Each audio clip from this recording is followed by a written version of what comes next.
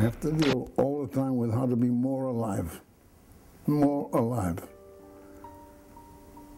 Because living is a pleasure. It is. So how do I stay more alive becomes center. And I personally, as a being, cannot be more alive. And the opposite is happening to me. The only way I can stay more alive is through you, is through that young person. It's through other people. Without that, I'm just going to be a bag of ashes. I call my life the freedom train. What do I mean by that? The freedom train has no final stop. It's forever. The search for additional human freedom is forever. But being a train, it has places where it's hard to even get up because it runs into a big mountain. Occasionally it gets derailed, but more or less, but certainly, eventually, that train moves forward. And I view myself as being on the freedom train. And there's all kinds of passengers on the freedom train. There are passengers when the train runs into difficulty, they get out and they take a taxi, politically speaking.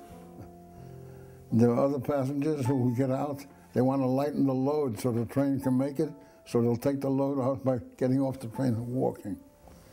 But there's some of us on that fucking train who'll get out and push that fucking train till he gets up to the top of the hill and then get back in and continue with the ride. That's the real activist. And what makes such a person? I'll say it in a few words.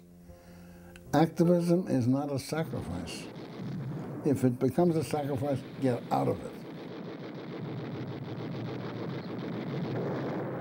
To me, being a radical humanist is to be a person who's concerned with the world in which he lives, recognizes a great deal of the inhumanity in this world, is decided to do something about it,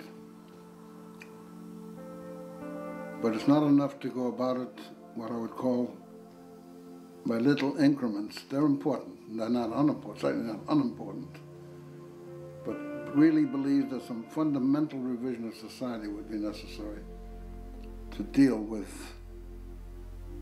peace as opposed to war, human cooperation as opposed to exploitation.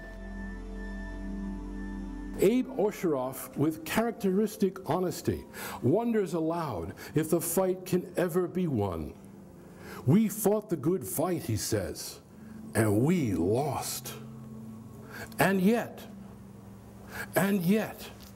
I received a letter from Abe less than a month ago saying, I'm still in the good fight, even in a wheelchair.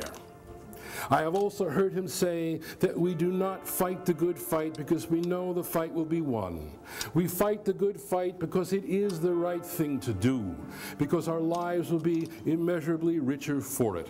We are driven to create a record of human suffering and resistance to suffering without the luxury of measuring our impact on the world, which cannot be weighed, measured, or otherwise quantified. We do not write such poems because we necessarily believe that our side will win and that conditions will change. We write them because there is an ethical compulsion to do so.